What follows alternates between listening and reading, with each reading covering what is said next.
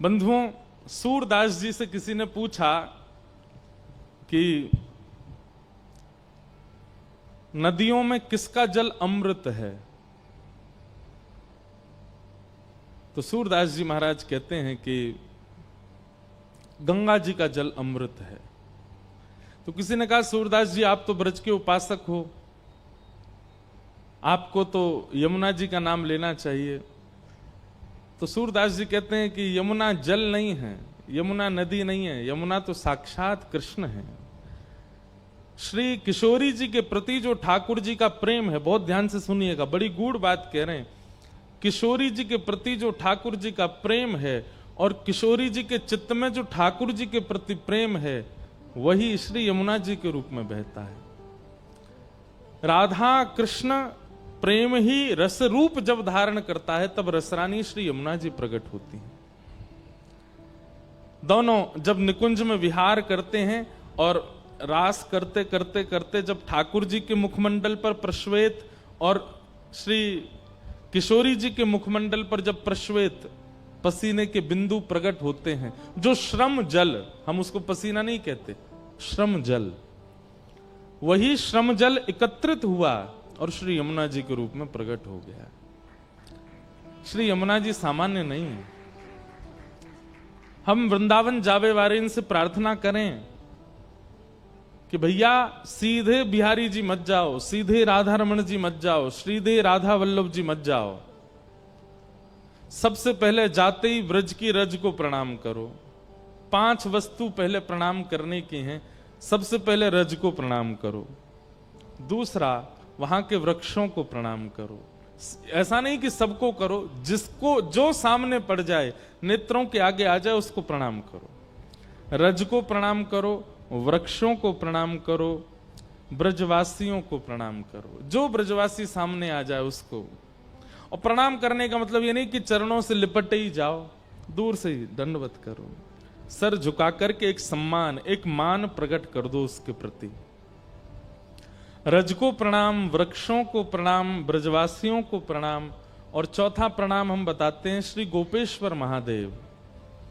हमारे वृंदावन में गोपी बनकर के आपके महादेव विराजते हैं। वे ही प्रेम प्रदान करेंगे, वे ही दृष्टि प्रदान करेंगे, वे ही योग्यता प्रदान करेंगे राधा रमण जी को देखने की, राधा वल्लभ जी को देखने की, श्री बिहारी जी का अनुभव करने की। इसलिए रज को प्रणाम, वृक्षों को प्रणाम, गोपियों को प्रणाम, ब्रजवासियों को प्रणाम, गोपेश्वर महादेव को प्रणाम और अंत में श्री यमुना जी को प्रणाम। ये 5 प्रणाम करने के बाद जब आप श्री बिहारी जी जाओ, राधा वल्लभ जी जाओ, राधा रमण जी जाओ, राधा दामोदर जाओ, गोपीनाथ जाओ, गोविंद देव जाओ, मदन मोहन जाओ, गिरिराज जी जाओ, जहां भी जाओ 5 प्रणाम करके जाओ। आपकी दृष्टि फिर दोष नहीं देखेगी, आपकी दृष्टि में फिर कोई अभाव नहीं दिखेगा। वृंदावन में, वृंदावन के बंदर भी आपको सखा से दिखने लगेंगे। देखो ठाकुर जी के सखा कैसे कूद रहे हैं, ऐसी दृष्टि हो जाएगी। ब्रजवासियों के प्रति ठाकुर जी के परिवार के जन कैसे घूम रहे हैं, ऐसी दृष्टि हो जाएगी। ब्रज के संत महापुरुष आपको कोई अनंत प्रेमास्पद गोपी के रूप में दिखने लग जाएंगे। और साक्षात श्री ठाकुर जी मूर्तिमंत ना होकर के सचल दिखने लग जाएंगे। अगर ये 5 प्रणाम आपने हृदय से किए, उसके बाद आप वृंदावन दर्शन करने जाओ तो वृंदावन की दृष्टि बदल जाएगी। उनमें से एक है श्री यमुना जी। हमारी यमुना जी का स्वरूप आजकल बहुत बिगाड़ दिया लोगों ने। सरकार भी इस पर बिल्कुल ध्यान नहीं देती है। आपको हम एक बात सत्य कहें, हम कथा में कहते हैं कि ठाकुर जी यदि किसी पर कृपा करके ब्रज में मिलने का मन बना लेंगे, ब्रज में किसी को दर्शन देने का अगर मन ठाकुर जी ने बना लिया, तो 2 ही जगह हैं, या तो यमुना जी या फिर गिरिराज जी। और ये दोनों ही लुप्त होते जा रहे हैं। श्री गिरिराज जी रोज तिल भर पृथ्वी में प्रवेश कर रहे हैं और यमुना जी में जल बचा नहीं है, सब दिल्ली की गंदगी आ रही है। हम तो प्रार्थना करते हैं ब्रज जाने वालों से कि भैया आप लोगों की जहां तक पहुंच हो, प्रयास कीजिए कि श्री यमुना जी पवित्र हों। आज यमुना छठ है, यमुना जी का प्रादुर्भाव दिवस है। इसमें यही एक संकल्प ले लीजिए कि अब की बार जब वृंदावन जाएंगे तो श्री यमुना जी का दर्शन करके और अपनी तरफ से जो प्रयास होगा, जिस स्थान पर आप जाओ वहां जो दिखे आपको अपनी तरफ से स्वच्छ ही करना, श्री यमुना जी पवित्र हों। ऐसी यमुना जी की भैया बधाई अभी मुंह से तो हम दे देंगे, लेकिन हाथन से लुटावे को समय तो तब आवेगो जब यमुना जी बिल्कुल जैसी ठाकुर जी के समय थी वैसी हो जाएं दोबारा वृंदावन में, तब हाथन से भी लुटावेंगे। उसके लिए प्रयास करो। श्री यमुना जी की बड़ी कृपा है। आप अनुभव करेंगे श्रीमद वल्लभाचार्य जी महाराज, गुसाई श्री विठलनाथ जी, सूरदास, कुमनदास, कृष्णदास, नंददास, मीराबाई, ये सबको यमुना जी की कृपा से ठाकुर जी मिले। कहीं कहीं देखा गया कि श्री गंगा जी की कृपा से श्री राम जी की कृपा खूब हुई है, गंगा जी की कृपा से नारायण की कृपा खूब हुई है, गंगा जी की कृपा से महादेव का अनुभव बहुत हुआ है। पर कृष्ण अनुरागी यदि हो तो श्री यमुना जी की शरण लेनी पड़ेगी। यमुना जी कृपा करती, यमुना जी अनुग्रह करती। अब अंतरंग लीलाएं तो मेरे पास बहुत हैं सुनाने को श्री यमुना जी की, पर योग्य समय लगेगा तो सुनाऊंगा। श्री यमुना जी, ऐसी यमुना रसरानी को हम बारंबार प्रणाम करते हैं और वंदन करते हैं कि श्री यमुना जी हमें भक्ति का भाव प्रकट करें। महाप्रभु श्री जगन्नाथ जी आयोजक के रूप में विराज रहे हैं, आपकी इस कथा के आयोजक हैं। ऐसे अद्भुत ठाकुर हैं। अब तो कुछ ही दिन बच्चे हैं इनकी रथ यात्रा में। भुसावल में रथ यात्रा होती है, होती है, बहुत अच्छा। नहीं तो इन्हीं की निकाल दियो कथा के बाद। कथा के पहले का तो मैंने देखा बोर्ड में लिखा था कि रथ यात्रा उत्सव। वास्तव में रथ यात्रा क्यों होती है? एकमात्र ऐसे ठाकुर हैं हमारे भारत के जो अपने मंदिर से मूल स्वरूप ठाकुर जी का बाहर आता है वैष्णवों को दर्शन देने, एकमात्र श्री जगन्नाथ जी। और जितने भी ठाकुर हमारे भारत में हैं सब मंदिर के भीतर ही रहते हैं। आपको भीतर जाना पड़ेगा या फिर उनका एक चल विग्रह होगा, वो चल विग्रह आता है बाहर। मूल ठाकुर जी बाहर नहीं आते कहीं भी। एकमात्र श्री जगन्नाथ जी हैं जो अपने श्री मंदिर से निकल के आते हैं। और महाराज कोविड में सारे ठाकुर भीतर थे। जगन्नाथ जी जो बिल्कुल मानो राजशाही रूप में एकांत रथ के साथ में भ्रमण कर रहे थे। जिस कोविड में सब लोग घरों में थे तब भी जगन्नाथ जी बाहर आए थे और रथ यात्रा करके गए। कलयुग में यदि आप हमसे पूछो कि प्रत्यक्ष कृष्ण कहां हैं, वैसे तो सब जगह हैं। पंढरपुर में भी हैं, द्वारिका में भी हैं, नाथद्वार में भी हैं। वृंदावन की तो बात ही अलग है। वृंदावन में तो वो तो घर ही है ठाकुर जी का, वहां तो रहते ही हैं। पर तीर्थ धामों की यदि बात करो तो सब जगह ठाकुर जी हैं। पर आपका स्वभाव मधुर होगा, व्यवहार मधुर होगा, आपका भजन पुण्य होगा तो ही आपको अन्य क्षेत्रों में ठाकुर जी दिख सकते हैं। लेकिन आप चाहे जैसे हों, जगन्नाथ जी का यदि आप दर्शन कर रहे हो तो आप ये प्रमाणित रूप से कह दीजिएगा कि मेरे नेत्रों ने कृष्ण को देखा है। श्री कृष्ण साक्षात श्री जगन्नाथ जी के रूप में खड़े, ऐसे श्री जगन्नाथ। तो रथ यात्रा क्यों होती है? इंद्रद्युम्न राजा जिसके यहां भगवान कृपा करके प्रकट हुए। कथा तो पूर्व की बहुत बड़ी है कि इंद्रद्युम्न पर कैसे कृपा की भगवान ने। लेकिन जब भगवान जगन्नाथ बनकर के इंद्रद्युम्न के यहां प्रकट हो गए तो इंद्रद्युम्न और उनकी पत्नी का नाम था गुंडीचा। क्या नाम था? गुंडीचा। इतनी सेवा करते थे जगन्नाथ जी की, पुष्प की सेवा, प्रसाद की सेवा, वस्त्र की सेवा सब अपने हाथों से करते। मतलब राजा अपने राज सिंहासन पर ना जाने कितने दिनों से बैठा ही नहीं है। पूरे दिन कहां रहते हैं? मंदिर में ही रहते हैं। मीराबाई कहती है ना, चाकर रहसूं बाग लगासूं, नित उठ दर्शन पासूं, वृंदावन की कुंज गलिन में हरि की लीला गासूं, श्याम मन चाकर राखो जी, हरि जी मन चाकर राखो जी। भैया एक बात प्रमाणित रूप से मान लीजिएगा कि यदि भक्ति आपके चित्त में प्रबल हो रही है, सामान्य है तो बात अलग है, लेकिन अगर वो बढ़ रही है तो जैसे जैसे भक्ति बढ़ेगी वैसे वैसे सेवा में रुचि बढ़ेगी, ठाकुर जी की सेवा में रुचि उतनी ज्यादा बढ़ती जाएगी। आज श्रृंगार ऐसा हो, आज सिंहासन ऐसा हो, आज प्रसादी ऐसी हो, आज वस्त्र ऐसे हो, आज माला ऐसी हो, इसमें दिन प्रतिदिन रुचि बढ़ने लगे। कई लोगों का कैसा होता है कि श्रृंगार से, सेवा से धीरे धीरे मन भरने लगता है, इच्छाएं अब ठीक है, अब इतना ऐसे ही बहुत है, इतना ही बहुत है, ऐसा होने लगता है। पर नहीं, दिन प्रति सेवा के प्रति और रुचि बढ़े और रोज ठाकुर जी से प्रार्थना करें, हम तो कुछ करते ही नहीं है नाथ, आप कृपा करो हम और सेवा कर सकें।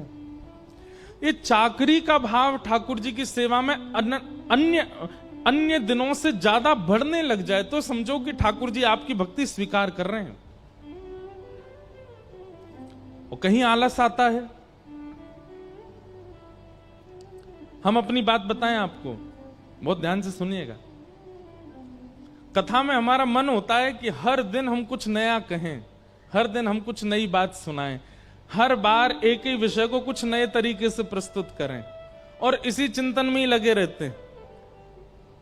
भागवत जी हमारे लिए श्री गिरधर लाल जी एक तो हैं ही हैं ठाकुर जी, भागवत जी हमारे लिए प्रत्यक्ष गिरधर लाल जी दोनों हैं। वो ठाकुर जी का स्वरूप है, ये ठाकुर जी का अक्षर स्वरूप है। यहां बैठ करके हम क्या करते हैं, आपको कथा थोड़ी सुनाते हैं, हम तो भागवत जी का श्रृंगार करते हैं। किसी किसी को भा जाता है, ये माइक गिर के मोहर लगा रहा, हाँ सही कह रहे हो श्रृंगार कर रहे हैं भागवत जी का। जैसे पुजारी श्रृंगार करता है तो पर्दा खुलते ही कई लोगों को तो ठाकुर जी इतने भा जाते हैं कि उनके नेत्रों से आंसू गिरने लगते हैं। कई लोगों को लगता है हाँ और मंदिरों की तरह ये भी ठाकुर जी में प्रणाम करो, चलो।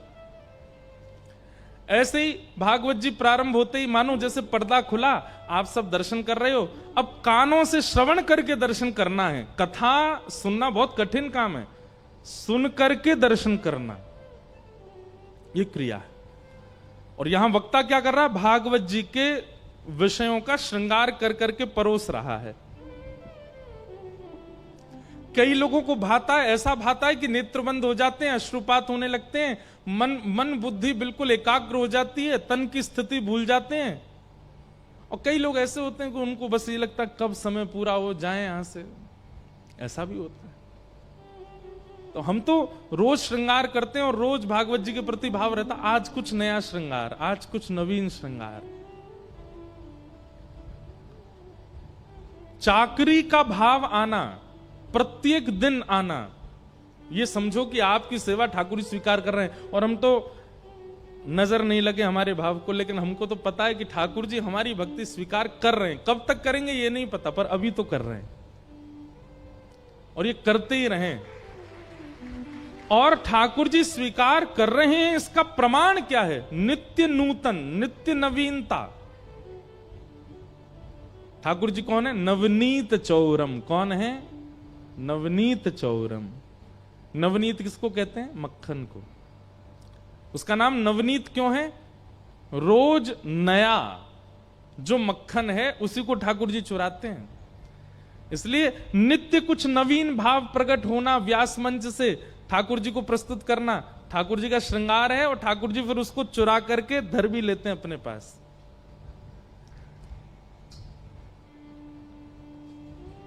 प्रेम का एक स्वरूप होता है बंधुओं, बहुत ध्यान से सुनिएगा। प्रेम का एक स्वरूप होता है, आपने अपने प्रेमी को कुछ दिया, उसने ले लिया, ये सामान्य है। लेकिन आपकी किसी प्रिय वस्तु को बिना आपसे पूछे आपके प्रेमी ने ले लिया, तो कई बार आपको बड़ी प्रसन्नता होती है, अच्छा हमारी प्रिय वस्तु को ये ले रहा है। जैसे छोटे बालक होते हैं, वो पिता को या माँ को जो बहुत प्रिय होती है चीजें, कभी कभी उसको खुद धारण कर लेते हैं या कुछ खुद अपने पास रख लेते हैं, खुद पहन लेते हैं, तो माता पिता कितने खुश होते हैं।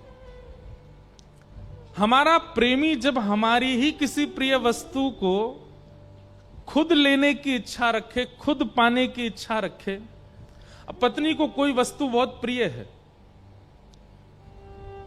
कुछ उसको खाने में बहुत प्रिय है, और पति इच्छा प्रकट करे मुझे तो वो खाना है, तो पत्नी अपने आप खुश हो जाती है, तो मेरी प्रिय वस्तु है, इसको खाने का मन है। ठीक वैसे ही प्रिय वस्तु प्रेमी को देना सामान्य बात है, पर आपकी प्रिय वस्तु प्रेमी के द्वारा हरण कर लेना, यह विशेष प्रेम का स्वरूप है। ठाकुर जी चोरी करते हैं, ठाकुर जी लेते नहीं हैं।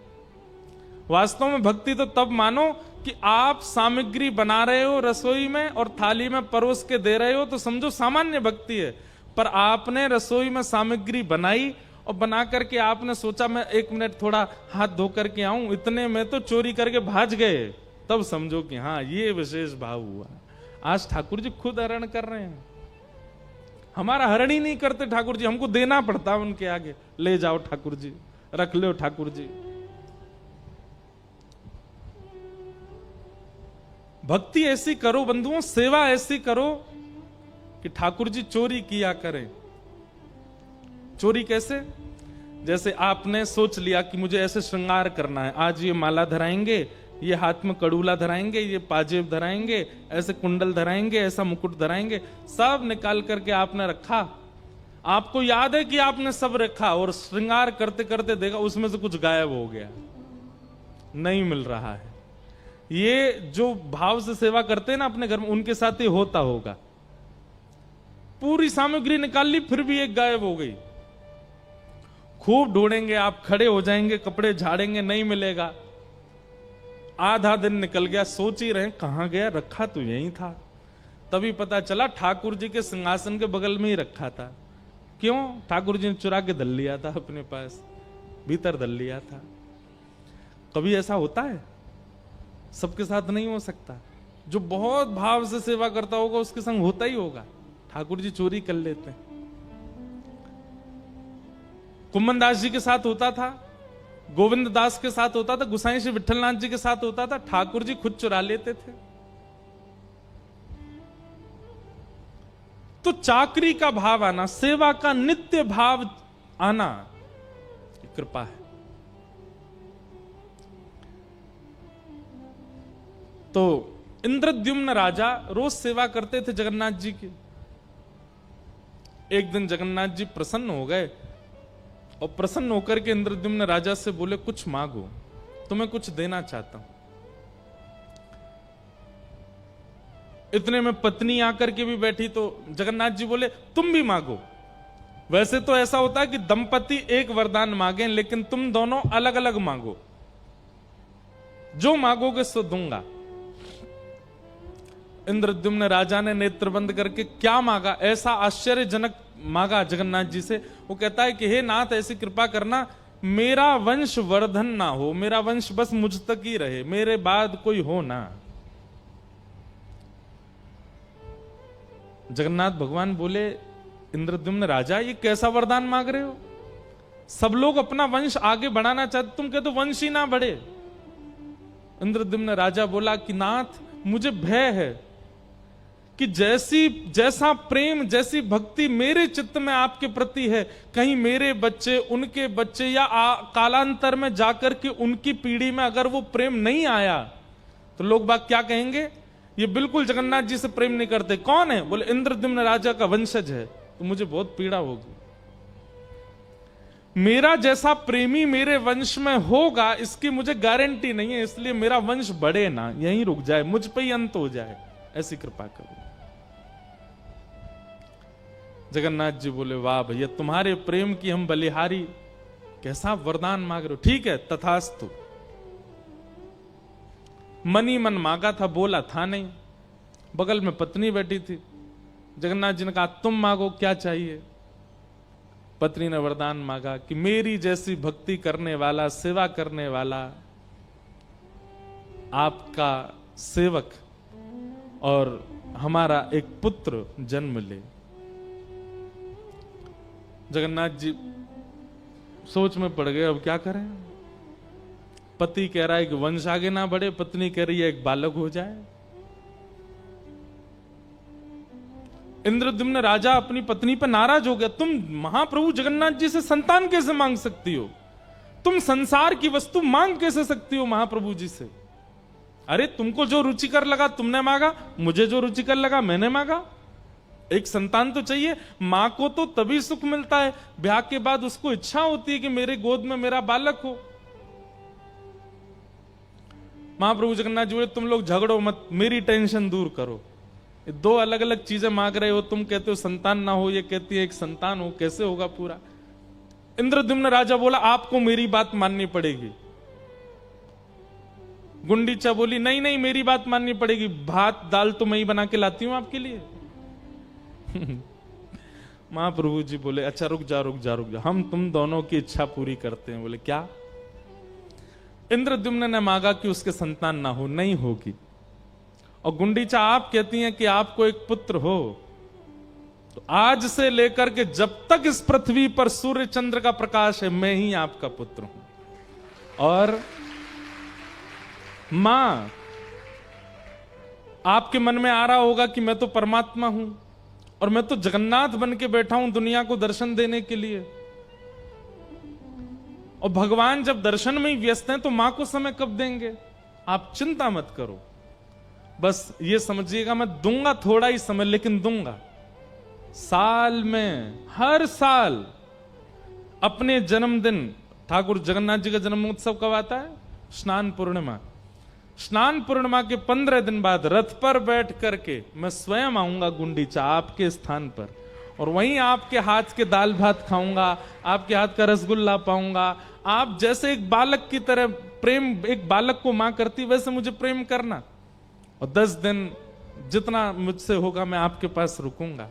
वहां मैं परमात्मा नहीं हूं, पर ब्रह्म नहीं हूं, वहां मैं आपका लाला हूं।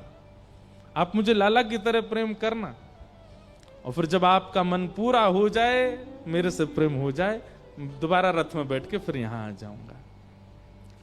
अपनी मैया से मिलने जाते हैं ठाकुर जी रथ में बैठ करके, और मुझे श्लोक याद नहीं, जगन्नाथ जी का जिस मंदिर में जगन्नाथ जी विराजते हैं उसमें दर्शन करने का फल तो है ही, लेकिन गुंडीचा में जहां ठाकुर जी रथ यात्रा के बाद जाते हैं वहां यदि दर्शन कर लिया, उस जो जगन्नाथ जी में श्री मंदिर में जहां जगन्नाथ जी विराजते हैं उसको कहते हैं ब्रह्मवेदी, और जहां ठाकुर जी गुंडीचा में विराजते हैं उसको कहते हैं जन्मवेदी।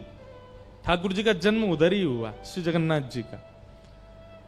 ठाकुर जी का उधर दर्शन करना, उसका कितना कोटि गुना फल होता है, उसका वर्णन नहीं किया जा सकता।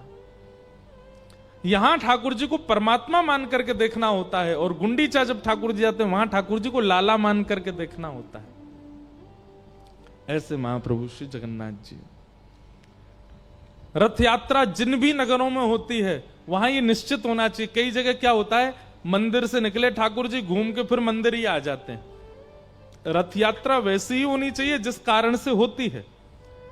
मंदिर से ठाकुर जी निकले और एक स्थान कोई नियुक्त होना चाहिए, वहां ऐसा भाव होना चाहिए कि यहां ठाकुर जी की मैया विराज रही है, कोई एक माता नगर की या कोई भी एक मैया के रूप में वहां विराजे, वहां ठाकुर जी जामे, वहां ठाकुर जी विराजें। 1 घंटा 2 घंटा 4 घंटा शाम तक ठाकुर जी वहीं रहें, वहीं भोग लगे, वहीं शयन करें, और फिर वहां से फिर लौट करके मंदिर आवे। रथ यात्रा का ये क्रम होना चाहिए। ऐसे महाप्रभु हमारे अत्यंत प्यारे दुलारे श्री जगन्नाथ जी को बारंबार प्रणाम। हमने कहा था कि हम नित्य जगन्नाथ जी को प्रणाम करके कथा प्रारंभ करेंगे, क्योंकि कथा के आयोजक यही हैं, श्री जगन्नाथ। बोलो वृंदावन बिहारी लाल की जय। तो कल हम लोग श्रवण कर रहे थे भागवत जी का मंगलाचरण। 3 श्लोक हैं मंगलाचरण में, 2 श्लोकों का श्रवण कल किया था। तीसरे श्लोक में वक्ताओं का गुण बताया गया, वक्ताओं को समझने के लिए तीसरा श्लोक कहा गया। निगम कल्प तरोर गलितम फलम सुख मुखादमृत द्रव संयुतम पिबत भागवतम रसमालयम मुहुर्हो रसिका भुवि भावुका। नैमिषारण्य क्षेत्र में 88,000 सोनकादि ऋषि बैठे हैं और उन सब ने सूत जी महाराज से 6 प्रश्न किए जिनमें भागवत की कथा चलती है। और इन 6 प्रश्नों का उत्तर देते हुए अब सूत जी महाराज यहां से कथा कहना प्रारंभ करते हैं। भगवान के अवतारों का वर्णन किया। अवतारों का वर्णन करने के बाद भागवत जी की रचना क्यों हुई ये भाव बताया गया। बहुत ध्यानपूर्वक सुनिएगा। वेद व्यास जी महाराज ने सब कुछ लिखा, 4 वेद लिखे, 18 उप पुराण लिखे, 17 महापुराण लिखे, उपनिषद लिखे, लेकिन वेद व्यास जी के चित्त को संतोष नहीं है। आप कुछ भी करते हैं जीवन में, अगर संतुष्टि ना हो तो अपनी क्रिया व्यर्थ की मेहनत सी लगती है। कोई सब्जी बनाना जानता है, रसोई अच्छी बनाना जानता है, अगर वो रसोई में कुछ बनावे तो उसको पता होता है मैं चाहे लाख लोग मेरी प्रशंसा कर लें लेकिन मैंने ये अच्छा बनाया ही नहीं है। और घर वाले कहने बहुत अच्छा बना, बहुत अच्छा बना, बहुत अच्छा बना, पर वो स्वयं जानता है कि नहीं अभी ये वैसा नहीं बना। उसकी संतुष्टि से ही प्रसादी जो है वो सिद्ध मानी जाती है। और कई बार ऐसा होता है, 4 लोग कहते हैं आज इसमें नमक कम था, आज इसमें नींबू कम था, या आज इसमें मसाले कम, तो वो जो बनाने वाला वो संतुष्ट है, तो वो कहेगा देखो तुम्हारी जीभ में ही कोई कमी होगी, आज बनाया तो मैंने बहुत मन से है, बहुत अच्छा बना है, इसमें कमी हो नहीं सकती। कहीं ना कहीं आपकी क्रिया में आत्मसंतुष्टि जो है वो उस क्रिया को सिद्ध कर देती है। और कई बार ऐसा होता है कि क्रिया करने के बाद असमंजस बनी रहती है, कंफ्यूजन बना रहता है, पता नहीं अच्छा है कि नहीं, होगा कि नहीं, किया कि नहीं, आदि आदि। एग्जाम हॉल से बच्चे जब निकलते हैं बाहर, उनका चेहरा बता देता है कैसा पेपर दे के आए हैं। कई बच्चे जाकर के अपने माता पिता से कहते हैं बहुत अच्छा करके आया, बहुत अच्छा करके आया, पर मां समझ जाती है अच्छा ये हम अपनी बात बता रहे हैं। मां हमसे पूछती कैसा हुआ पेपर में, बहुत अच्छा हुआ।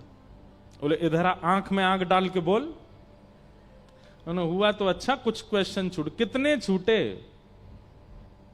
छूट गए कुछ तो, कितने आए थे, मैंने कहा 50 थे, कितने करके आया, मैंने कहा आपको कैसे पता, मैं कहते रहूं अच्छा करेगा। बोले तेरा जो आत्मविश्वास है वो प्रकट नहीं हो रहा है चेहरे पर। इसका मतलब क्या है, संतोष मुख पर झलकता है। और जब संतोषी व्यक्ति होता है, अपनी क्रिया के प्रति निश्चित है कि उसका जो फल है वो उचित ही मिलेगा। लेकिन व्यक्ति कहीं कंफ्यूजन में है, असमंजस में है, तो निश्चित है कि वह क्रिया उसकी अच्छी हुई नहीं है। वेद व्यास जी महाराज 4 वेद लिख चुके हैं, 18 उपपुराण लिख चुके हैं, 17 महापुराण लिख चुके हैं, लेकिन उनका मन संतुष्ट नहीं था। वे सोच रहे हैं कि कुछ तो छूट रहा है, कुछ तो कमी रह गई है, कहीं तो अपूर्णता सी लग रही है। ध्यानपूर्वक सुनिएगा, जब भी अपनी किसी क्रिया के प्रति असंतुष्टि का अनुभव होता हो तो यह कथा ध्यान से सुनिएगा, उस असंतुष्टि की पूर्ति कैसे हो सकती है। वेद व्यास जी महाराज सोच रहे मैंने क्या तोड़ दिया या क्या रह गया जिसके कारण मेरा मन असंतुष्ट है। तभी वहां नारद जी का आगमन हुआ और नारद जी ने आकर के कहा व्यास जी क्या बात है, इतने दुखी क्यों हो। व्यास जी ने बताया मैंने इतना कुछ लिख दिया पर पता नहीं क्यों मन संतुष्ट नहीं है मेरा।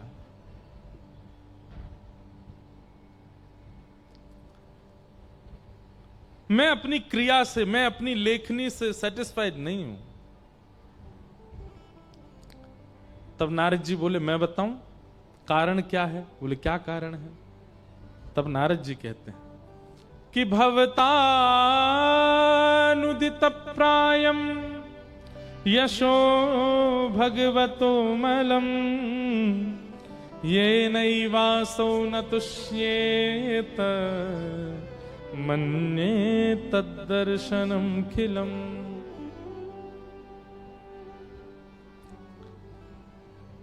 हे नाथ, आपने जितने भी ग्रंथ लिखे हैं ना, उन सब में आपने धर्म का बहुत प्रचार किया, अर्थ का बहुत प्रचार किया, काम का भी प्रचार किया, मोक्ष का भी प्रचार किया। ऐसा क्या कर्म करें कि मोक्ष मिले, ऐसा क्या कर्म करें कि कामनाओं की पूर्ति हो, ऐसा क्या कर्म करें कि धर्म हो जाए। पर आपने अपने किसी भी ग्रंथ में प्रेम का प्रचार नहीं किया, इसलिए आपका चित्त अशांत है। समझ में आई बात? आप जो भी क्रिया करते हैं उस क्रिया में प्रधानता उसके स्वरूप को देते हो, उस क्रिया में प्रधानता उसके स्वाद को देते हो, उस क्रिया में प्रधानता किसी की प्रसन्नता को देते हो,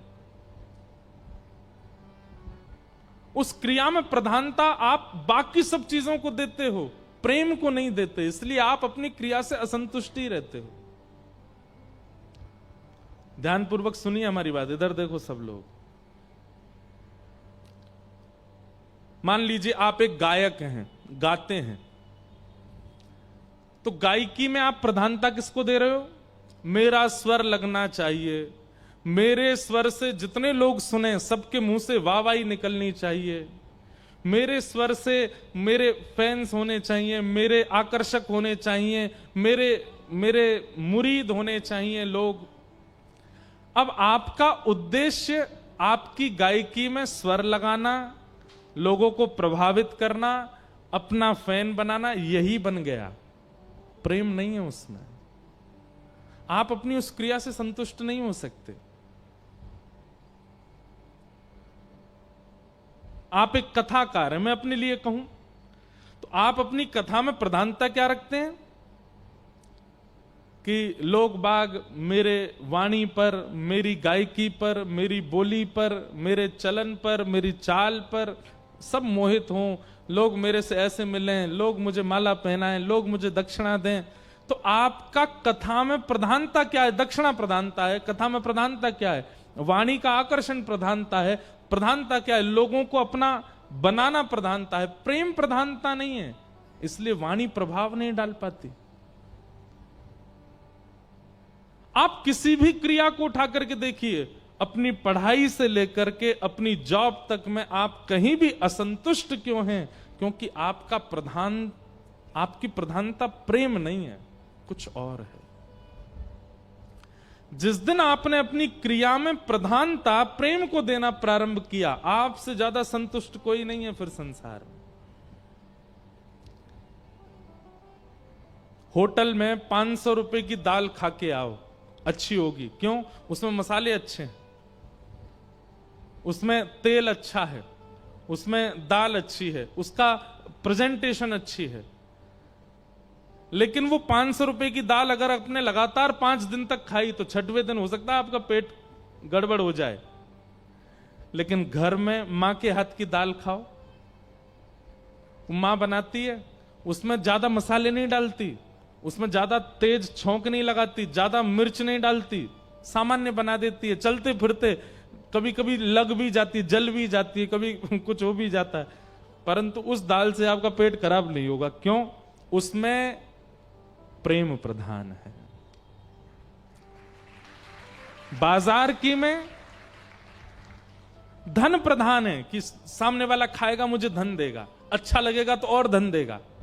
सामने वाला खाएगा तो एडिक्टेड हो जाएगा, कल फिर आएगा।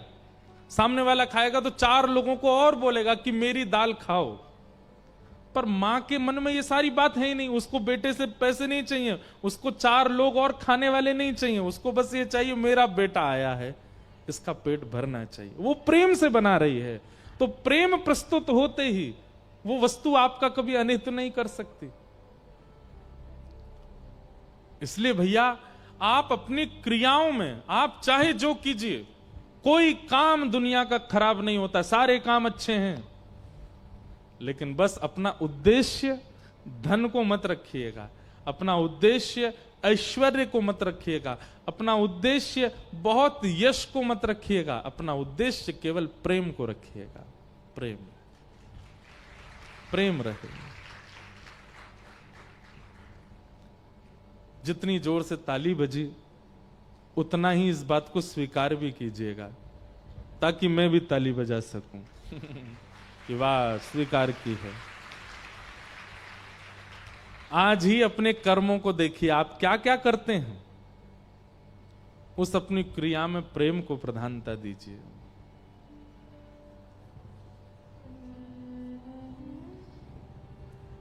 अब कई लोग ऐसे हैं संसार के, वो लोग कही गई बातों को किस रूप में ले लें कुछ पता नहीं है। अब यहां प्रेम की बात हो रही है तो कई ऐसे लड़का लड़की हैं, वो पता नहीं इसको किस रूप में ले जा रहे होंगे। महाराज जी कह रहे हैं प्रेम को प्रधानता दो, कल से बेटा कॉलेज इसीलिए जाना है, पढ़ाई लिखाई गई भाड़ में, उसको देखने जाना है। नहीं, वो प्रेम नहीं है, वो तो आसक्ति है, वो तो आपकी एक इच्छा है। प्रेम का स्वरूप, प्रेम का भाव अद्भुत है। प्रेम किसे कहते हैं, इसकी बहुत परिभाषा है। एक परिभाषा और सुन लीजिए, जहां ना हारने का डर है और ना जीतने की होड़ है, वो प्रेम है। वहां पर हारने का भय नहीं है और जीतने की होड़ भी नहीं है, वो प्रेम है। मां ने दाल बनाई, उसकी दाल में उसको बिल्कुल इच्छा नहीं है कि मेरा बेटा अगर पाए तो वो बहुत प्रशंसा करे, जीतने की होड़ नहीं है। और यदि कटोरी में थोड़ी दाल छोड़ भी दी तो मां को देख करके हार का भी अनुभव नहीं होता। जितनी पाई उसने पा ली ना, पेट भर गया ना, बस ये प्रेम है। आपकी कोई भी क्रिया है, उस क्रिया में प्रेम प्रधान है तो आप उस क्रिया में परम संतुष्ट हो। गोस्वामी तुलसीदास जी महाराज मानस जी की रचना करते हैं और रामचरित्र मानस लिखते समय क्या बोलते हैं, मैं अपनी मानस जी किसी को रिझाने के लिए नहीं कह रहा हूं, मैं अपनी मानस जी किसी के ऊपर प्रभाव डालने के लिए नहीं बोल रहा हूं। स्वांतः सुखाय तुलसी रघुनाथ गाथा, मैं अपने सुख के लिए गा रहा हूं, अपने चित्त में बैठे राघव जी को खुश करने के लिए गा रहा हूं। प्रेम। और यही बात नारद जी ने वेद व्यास जी को समझाई कि व्यास जी आपकी क्रिया में प्रेम प्रधान नहीं है, इसलिए आप असंतुष्ट हो। तब व्यास जी ने सोचा प्रेम प्रधान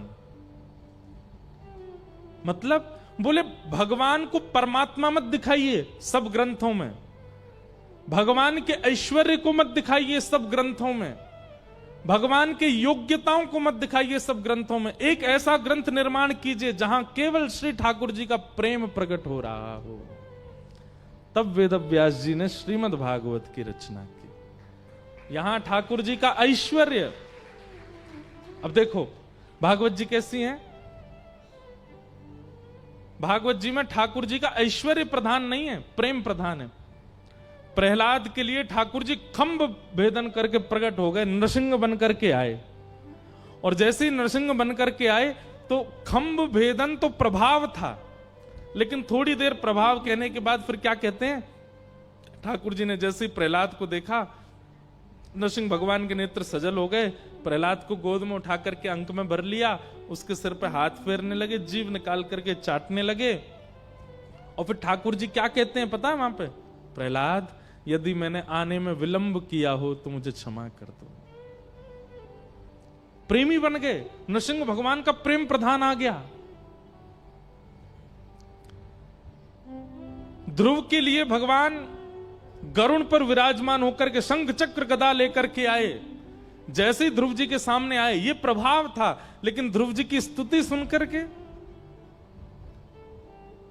योऽन्तः प्रविश्य मम वाचमिमां प्रसुप्तां संजीवयत्यखिल शक्तिधर स्वधाम्ना अन्यांश हस्तचरण श्रवणत्वगादि प्राणान्नमो भगवते पुरुषाय तुभ्यम।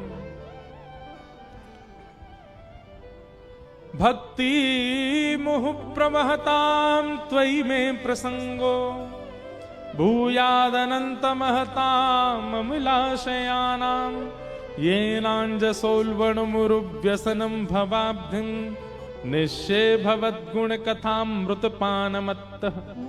ये भागवत जी की विशेषता बता रहे हैं हम। ठाकुर जी आए कैसे थे? प्रभावशाली बन के, चतुर्भुज रूप, गरुड़ पर विराजमान होके। लेकिन ध्रुव जी ने क्या मांगा? बोले हे ठाकुर जी। भगवान बोले कुछ मांगो। ठाकुर जी पहले ही सोच के आए थे मुझे ही मांगेगा और क्या मांगेगा। लेकिन ध्रुव जी क्या कहते हैं? हे ठाकुर जी ऐसी कृपा कर दो, आपकी कथा में मेरी ऐसी रति हो जाए जैसे एक व्यसनी व्यक्ति का व्यसन के प्रति होता है। व्यसनी व्यक्ति, पीने वाला व्यक्ति, वो 24 घंटा यही देखता रहता मुझे कब अवसर मिले और मैं पीऊं। खाने वाला व्यक्ति वो अवसर ही ढूंढता रहता है कि कब अवसर मिले मैं खाऊं। एक हमारे बड़े प्रेमी हैं, एक बार सुबह सुबह हम दोनों नाश्ता करके निकले, खूब पेट भर के नाश्ता किया। नाश्ता करके निकले, कहीं दूर जा रहे थे 100-150 किलोमीटर। तो बीच रास्ते में कहीं रुके तो हम तो गए वॉशरूम, वो भारी रुक गए। जैसे ही मैं आया लौट के तो देखा तो ऐसे चक्कर लगा रहे थे बाहर रोड पे। मैंने क्या हो गया? बोले बहुत भोजन करके आया हूं, थोड़ा चल रहा हूं ताकि पच जाए। मैंने कहा अच्छी बात है, चल के तो पचाना ही चाहिए। बोले नहीं नहीं नहीं, मैं इसलिए नहीं पचा रहा हूं, मैं तो वहां पोहे बन रहे हैं, मेरे खाने के लिए जगह बनानी है पेट में। मैंने कहा धन्य भैया, इसलिए चल रहे हो तुम। तो कई लोगों का ऐसा व्यवहार होता है, वो खाने के लिए वो दौड़ रहे थे कि थोड़ा भोजन नीचे जाए तो पोहा भी धर लूं भीतर।